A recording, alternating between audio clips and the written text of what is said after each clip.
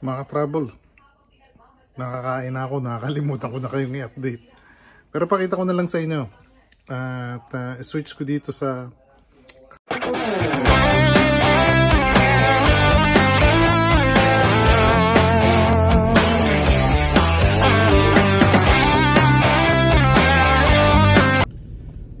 magandang buhay mga ka-trouble.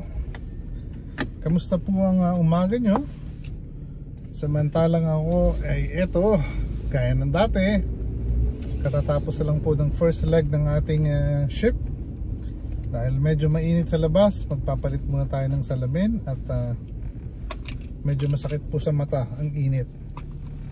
Mamaya pakita ko sa inyo kung gaano katindi yung init dito. Samantalang ito po ay pauwi tayo sa bahay at magla-lunch tayo. Alamin natin kung ano ba ang magiging lunch natin ngayong araw na to. At matagal din tayong hindi nakasilip sa daan. Hindi ko kayo napakita yung daan dahil medyo luto lang ginawa natin ng mga nagdaang araw. At ayan, samahan nyo ako at pakita ko sa inyo kung gaano ka busy ngayon tong araw na to. At sa mga kababayan po natin sa Pilipinas, mag-iingat po kayo at medyo malakas po ang bagyo ngayon. At let's pray for safety natin. At magdasal po tayo, maglaan tayo ng mga ilang minuto na ipanalangin natin yung mga kababayan natin na nasalanta ng bagyo, lalo na po sa pating Legazpi, Bicol region. Yan po, medyo matindi yung tama sa kanila. At alam ko ngayong araw na to, hindi po ako nagkakamali, ay magla-landfall yung bagyo sa Isabela.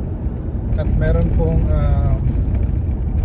advisory warning ang ating Tarlac region at Zambales, kaya mag-iingat po kayo. Sana po ay maging safe kayo. Mabuti na yung laging handa. So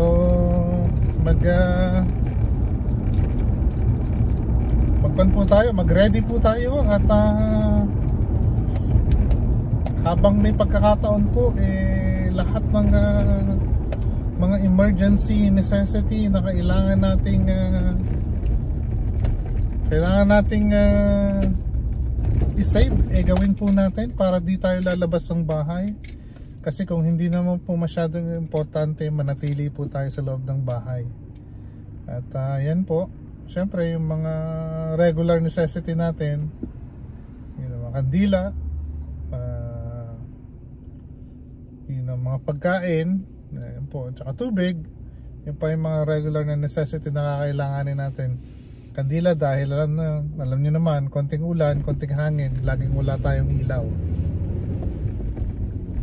So yan mga ka-travel, binaliktad ko na yung camera at para dire-diretso yung kwento ko sa inyo. So yun nga, gaya ng nasabi ko, kandila, kailangan natin yan na kandila or lampara. Kung may nakakaalala pa kung ano yung lampara. Yan po, kailangan po natin yan kasi alam niyo naman, laging walang ilaw pag may kalamidad. At syempre tubig, malinis na tubig na gagamitin natin. Kalimitan po yan pagka walang ilaw, wala din tubig. So mabuti na yung meron tayong naitatabi na malinis na tubig para sa pagkain at inumin natin. So yan po, paghandaan po yan. At saka syempre makinig lagi sa advisory. Kung meron pa bang gumagamit ng radyo ngayon, makinig po tayo sa radyo para sa mga update kung sakasakali. At yun sa mga kababayan natin na malapit sa ilog or sa creek, sa bangin, makinig po kayo, baka po mag-overflow yan. At kung hindi naman po, o nasa danger zone kayo, huwag na pong hintayin, lumikas na po. At para sa kaligtasan, lalo na kung may mga kasama kayong matatanda at saka bata, yun po, Ako naman po ay hindi eksperto sa ganitong bagay. Nababanggit ko lang po to dahil lagi nating naririnig at napapanood na yan po ang laging advice ng mga eksperto. Kaya po mag-iingat po tayo para sa kaligtasan din po natin yan. Para sa bandang huli, hindi po tayo magsisisi. At isang bagay pa po ang babanggitin ko na isang bagay po babanggitin ko na pagka po natapos naman yung unos, lumipas yung bagyo, syempre may mga stagnant water po na naiiwanan dyan, may konting baha, hindi agad huhupa yan. Pangalawang pag-iingat naman po yon, kasi po meron naman tayong lamok. Hindi naman pag tag-ulan may lamok, kaakibat ng lamok mga dalawang bagay na well known. Una, mag-iingat po tayo sa baha, kasi po lalo na pag may open wound kayo o may mga sore kayo, open wound, kasi po baka mamaya yung baha may kasamang ihi ng daga, baka madali po tayo ng tinatawag na leptospirosis. Yung leptospirosis po ay medyo fatal po yan.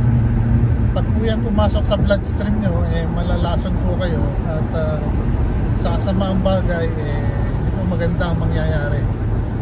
Kaya pagka may baha po at kailangan lumusok, kung maaari magbota kayo para sa kaligtasan nyo. Pangalawa, pag may stagnant water na ganyan na may baha, meron po niyang lagi lamok. Yung lamok naman, syempre alam niyo na, lagi naman yung pinapaalala na pag may baha, mag-iingat kayo kasi pwede kayong ma-dengue. Pag nakagat kayo ng lamok na may ma-dengue po tayo, manibagong problema na naman yan. So kaya kailangan mag-inganda po tayo.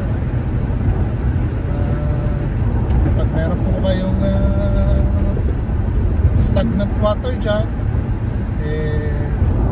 lalo na yung mga jar na naiwanan ng tubig, tapon nyo na po yan. Kung sakasakali, basta mag-iingat po. Yun lang po sabihin ni Ka-Travel. At sana po ay maging safe kayo. At yan, hindi ko na nasabi sa inyo. Hindi ko na nabanggit sa inyo. Ito pala yung daloy ng traffic ko dito sa amin ngayon. Medyo okay naman po.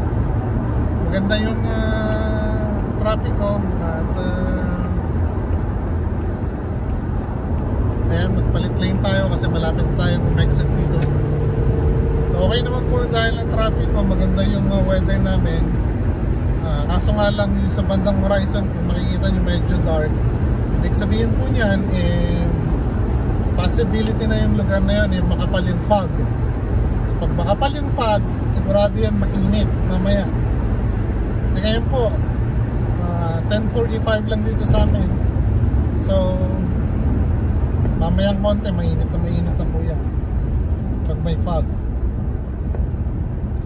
So yan lang po ang update ko sa inyo. At eto, ma-exit na tayo, malapit na ako sa bahay. So pagkatapos po nito, tingnan natin kung ano ang magiging tanghalian ni Ka-Travel. Kasi medyo hirap po tayo sa pagkain ngayon kasi po naka-strict diet tayo. At kailangan natin mag-ingat. So yun, subukan po natin maging healthy. Ayun po, at abangan nyo mamayang konti. Tingnan natin kung ano magiging lunch ko. At pauwi na po ako dito sa bahay. Medyo malapit na ako. Mukhang nagkaroon ng konting emergency dito sa kapitbahay namin At may ambulansya. Ayan po, yung nakikita nyo po, murong yung ambulansya.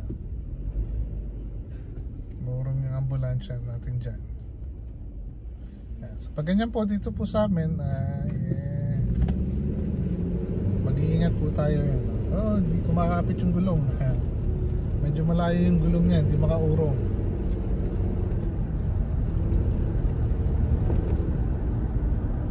Ngayon, nilampasan na po natin at medyo matagalan pa yun. Kasi nakahang yung gulong niya.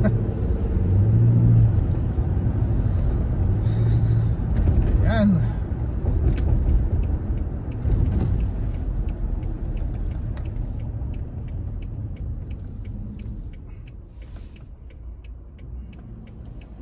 Sige nga travel, balik ako mamaya pag nasa bahay na ako at pakita ko sa inyo kung anong kakainin natin.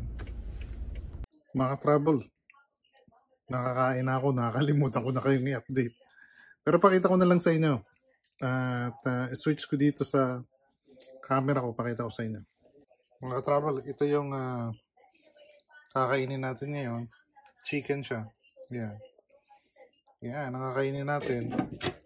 Tsaka, yan, syempre kamote. Kasi, bawal. Bawal yan sa atin. Ayan.